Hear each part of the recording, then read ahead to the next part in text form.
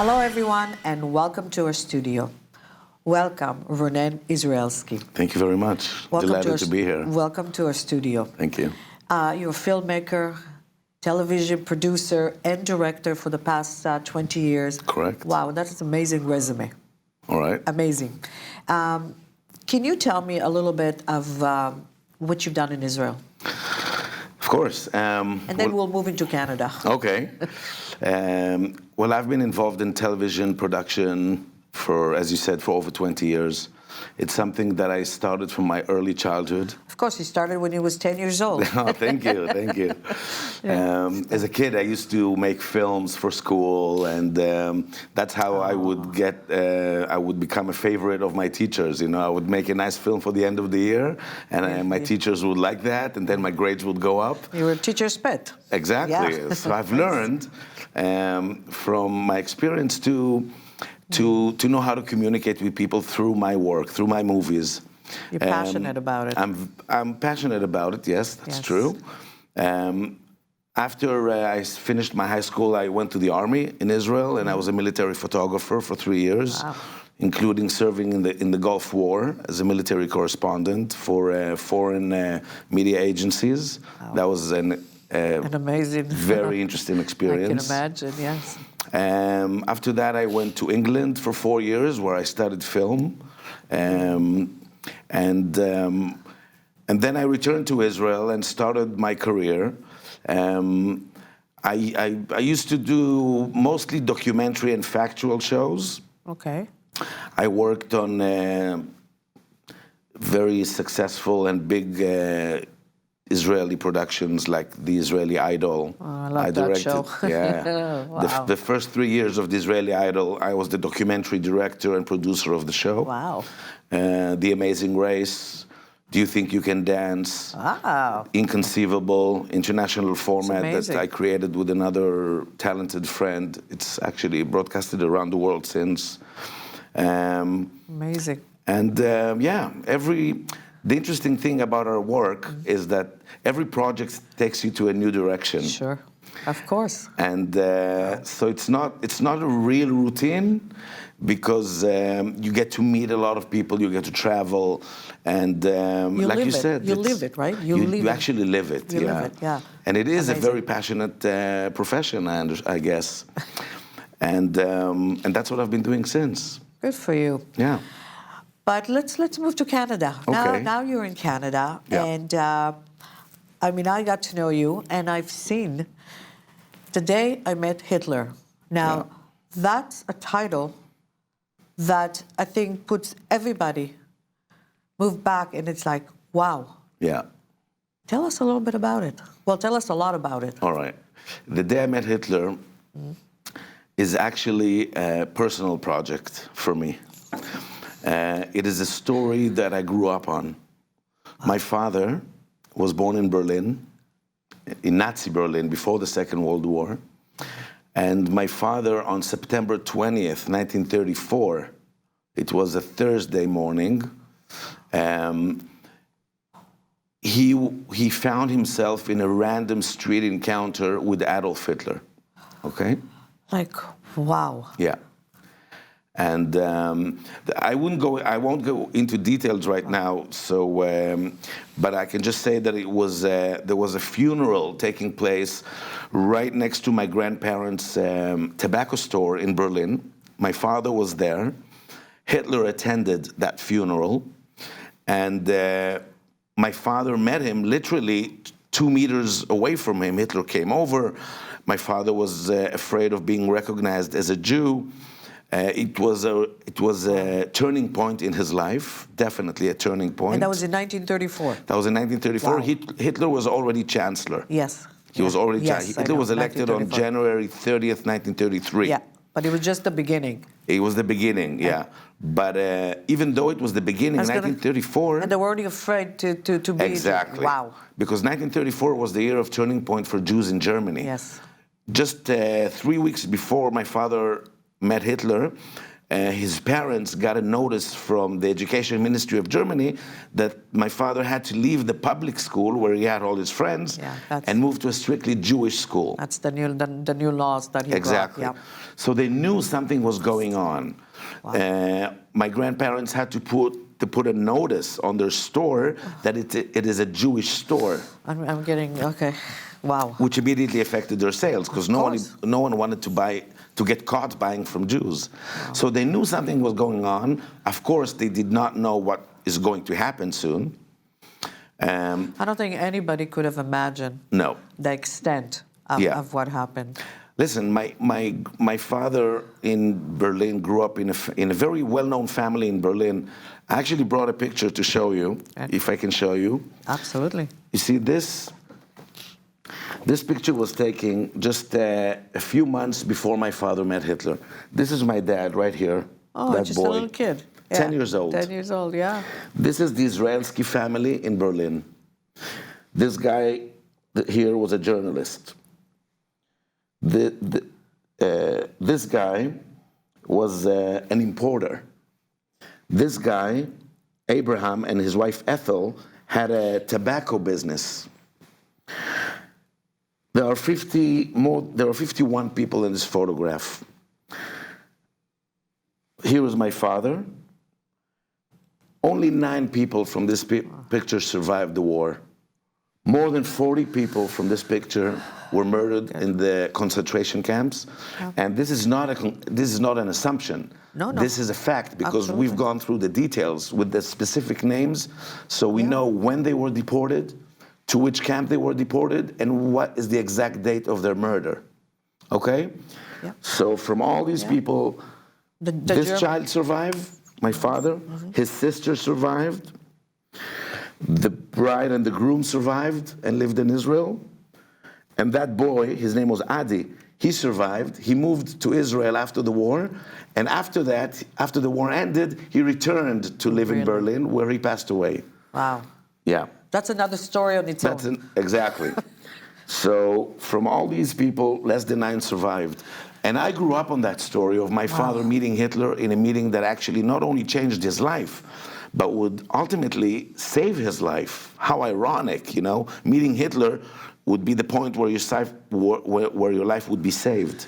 I was going to say that when you were pointing to this picture, all I kept thinking is that in a way we're lucky, in a way, that the German kept such good records, because otherwise we would know half the information. Absolutely. And you know, because they kept all those records, you know, nobody can deny that the Holocaust existed as much as you try, because it's the most documented, you know, Holocaust history in civilization. You know, it's interesting what you said, because the Germans took more care of the documents than they did with the people. Well, the people were not. When people would go into gas chambers, they would write their names, where they came from. Everything was precise. Yeah. And thanks to that, I was able to find more stories of more people that met Adolf Hitler in a meeting that changed their lives. And this is the subject of my new project. So before tell me, I don't want to tell spoiled. Exactly. I just want to know what happened to your father, and you can tell just a little bit. Just give us a little spoiler. Well, as I said, my father found himself in a street encounter with Adolf Hitler during a state funeral for a very important guy that donated money to Hitler's campaign only a year earlier. His name was Edwin Bechstein. He passed away. He was the owner of Bechstein Pianos, a very big piano factory. And he passed away, and Hitler decided to give him a state funeral. And it happened in Sophian Cemetery, which is on the corner of Berg Street in the middle of Berlin. On that corner, my grandparents had a store. So it literally happened across the street. My father found himself on that day in that place. And as he describes in his powerful testimony in the film, 11 o'clock in the morning, suddenly there's a commotion. People are running around. Something's happening. He asked someone, what's going on here? And they told him, Hitler is coming. And my father's like, what is Hitler doing here? He didn't even know. Suddenly, 10 black Mercedes cars, all identical, drove fast in the street. One car stopped in front of my father, like I'm sitting in front of you, less than a meter away, 2 meters. The car opened, Hitler walks out. Hitler walks out, and as he always did, try to imagine that. I can't even imagine, My father what he was 10 years old, what he was feeling. Yeah, my father said, Wow. we knew that Hitler is the Satan. Of course, yeah. So it's like, Wow. So it's like knowing the Satan is on his way, and there's nothing you can do about it. And suddenly Hitler came out of the car, and as he always did, he took a walk through the crowd. He started to take a walk through the crowd, and he stood right in front of my father, which was a kid. Now Hitler, and this is something also that I learned during my research, Hitler had a technique. When he would talk to someone, you know how sometimes you talk to people and you look straight into their eyes, but you don't hold that look for a long time. You look down, you look to the side, and then you return. Hitler would look at you straight into your eyes for a really long time, and he wouldn't take his eyes out. And it's very demanding. Is it? Okay. So Hitler walked out, he looked at my father straight into his eyes for, I don't know how long, but my father says that it felt like forever. Wow. I don't want to give too much details, but I don't want to ruin the experience of watching the film. But that was a traumatic moment that followed by my grandfather's action to take action, actually. And he decided, because of that random encounter, that this is the time to leave. You know what? That is so amazing, because there were so many few like him. Yeah. And at 11:59 at night, Wow. 11:59 at night, there was a train leaving from Berlin to Krakow, Poland, where my grandparents had family.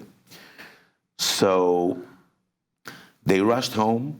Wow. Everyone took a suitcase, put everything that he wanted inside. They tried to get some money out.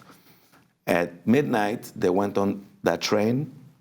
For about 2 months, they were wandering around all Europe, from Poland to Czechoslovakia to Italy, until finally arriving to Trieste, boarding a ship, and in a splittering ship on a dangerous course. About a month later, they arrived to 1936 already, Palestine. Wow. To the port of Haifa, which was their safe haven. And that's basically how They're lucky to manage to get into Israel. Yeah, yeah. And that's how his life was saved. Yeah, wow. And all the people that stayed behind in Europe, who thought my grandfather lost his mind going to the desert back then, they don't even have a chance to retrospect now. I don't know if that's part of the movie, and I don't want to spoil it, but I always wonder, what made those people that left and those that stayed? Like, what motivated them to stay? To stay. I mean, we know why. They didn't believe anything's going to happen. I mean, we know why, but then there's those that left that did believe. It's basically, believing that this could happen. It's not, My personal grandfather was a very spiritual man. I came to understand. And he probably believed that the fact that my father saw Hitler up close is some sort of a sign. A sign. Smart. And you add to that all the situation that was developing. It was, the beginning. That it was the beginning. Jews were feeling unsafe. Yeah. Not all of them, but some of them. Yeah. Now, he was extremely smart, my grandfather, because most of his customers in his business were German officials, which could make him even think that there's no chance they're going to do anything to us. Yeah, but he was smart. Yeah, I'm with you. Yeah. He was one of the smart ones, and he was one of the lucky ones. So at 2015, only 5 years ago, less than 5 years ago, my father passed away at the age of 92. Wow. And after his passing, I wondered, are there any more people living in the world today that met Hitler in a meeting that changed their lives? Not many, but yeah. And if there are any, who are they and where are they? And how do you start finding them? It's like finding a needle in a haystack. Yeah. Because these are experiences that are not on Facebook They're not on the internet. These are elderly people. So how do I even start finding them? Yeah. And through a very long research process, I can imagine. I was fortunate to find not only survivors like my father who met Hitler, Okay. but also people that the world did not know that they were hit. I'll give you an example. I found a gentleman, a guy, that he actually grew up in Hitler's home since his early childhood, since the age of 6, in the town of Berchtesgaden, where Hitler had his castle, basically, Yes. known as the Burghof. Yes. His name was Richard. Richard was the nephew of a woman called Maria Reiter. Maria Reiter was Adolf Hitler's lover Yes. before Eva Braun. Yes. She was 16, Hitler was 37, but she was still his lover. Richard was her nephew. And Richard grew up in Hitler's home. He described me that every Sunday he would come to Hitler's home. There was a beautiful balcony there, a terrace, and Hitler would make him hot chocolate and a piece of cake. And then they would walk Hitler dogs together, and Hitler would tell him Germanic legends of Germanic gods over the eagle's nest. So Richard was basically Hitler's protege, in a way. Yeah. Later on, he joined the Hitler's Youth. Sure. And when the war started, he became an officer in the All SS. brought up as the future leaders of Germany.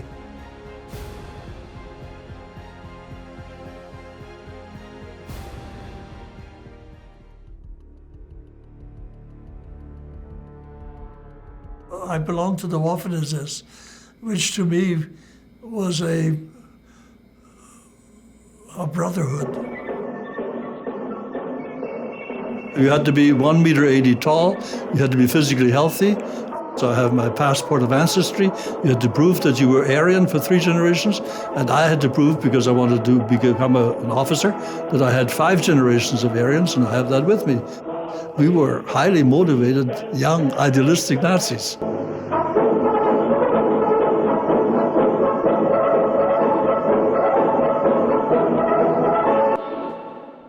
Were you ever involved during the war in actual killing of people? Well, through the flak, yes. How many people did you kill in the war? So I said, listen, we didn't keep count. After the war ended, he was tried under the Nuremberg trials, Nuremberg and he trial, was yeah. convicted in war crimes. Well. But he never spoke. He never shared what he did and his experiences with actually the world's most evil tyrants, Adolf Hitler. And only when I was with him, he exposed for the first time details that we never knew about Adolf Hitler and about the war. Don't spoil it for us. Yeah, I don't want to spoil it. You want to see it. Yeah.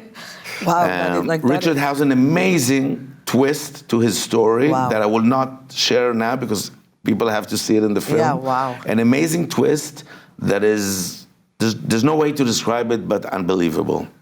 Wow. Yeah. Who were the other two? There are more than 2. I met the first Nazi poster boy, who at the age of 6... We have a picture for you guys. It's Yeah. an amazing picture. Have a look. At the age of 6, he took a photo with Adolf Hitler, the first propaganda image to be released in Hitler's campaign when he was designing his public image, not as a leader, but more as a man who enjoys the laughter of children and the beauty of compassionate man, nature. of course, the good one, the compassionate, the great leader for And Germany. that image Yeah. was basically the foundation Yep. of Hitler's rise to power. Yeah. Is when he pretended to be outraged, when he was practicing in front of a mirror to see himself if he looked serious enough or angry enough. He spent hours and hours, like a professional actor, in front of a mirror, looking at himself. And did you know that? No, well, he didn't want anybody to know. He didn't want anybody to know about this because He wanted to give the impression that it came instantaneously.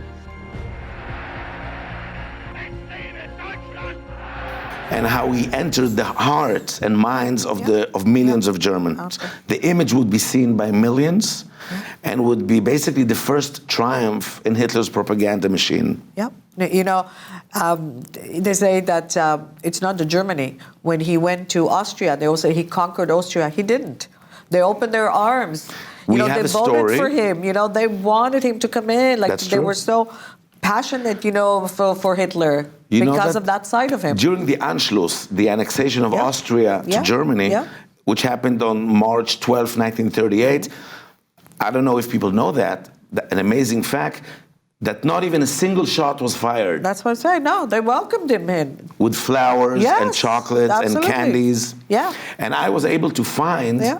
one person out of the 500,000 people that welcomed Hitler, one person who was not only there, but by the end of that historic night was able to meet Hitler in person and would be even invited to the Berghof later on, a person named Anton.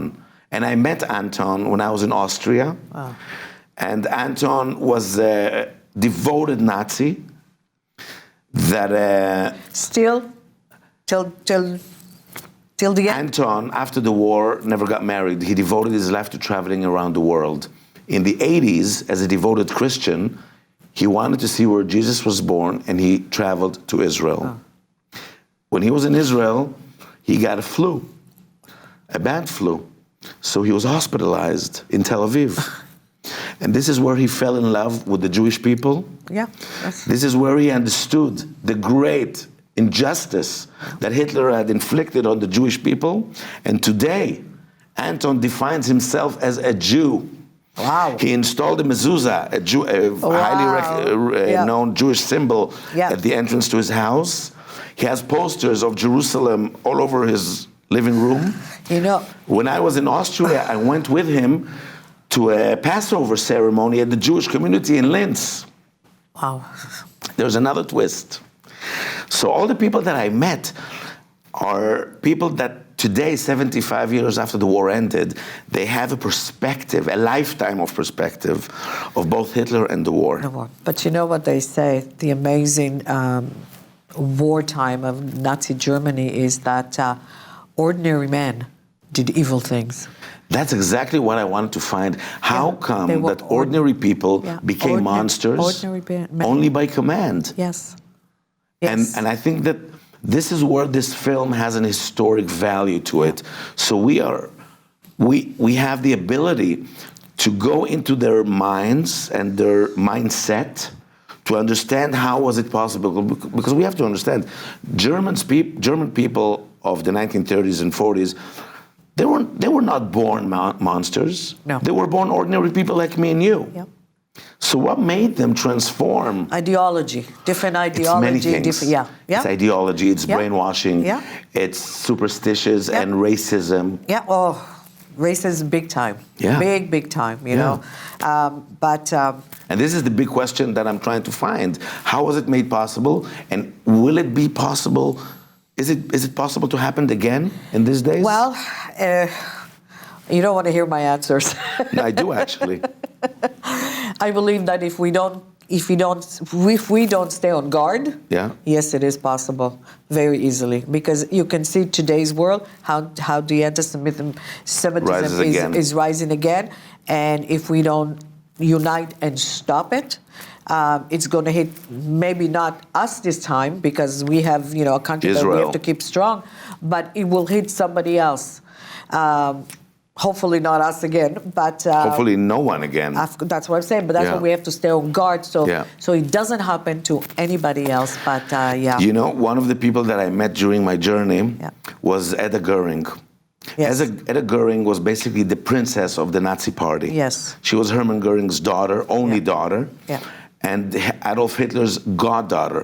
Hitler baptized her with his arms. And Edda Goering, I met her in Munich just before she passed away. I was the last journalist in the world to basically find her and meet her. Edda Goering did not change her perspective from the days of the war until now. Do you know that she wouldn't even shake my hand? Because you were a Jew? She didn't tell me why, but she wouldn't. Her loss. Yeah, well, Her yeah. loss.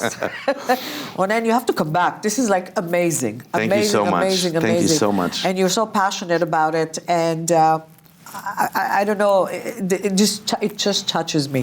Thank you so much. And you have to come back, simple, because our time is up. And I would love to hear some more of your project and more of your story. But thank you very much for sharing. Thank you very much for having me. It was a pleasure. My pleasure. And I will see you next week.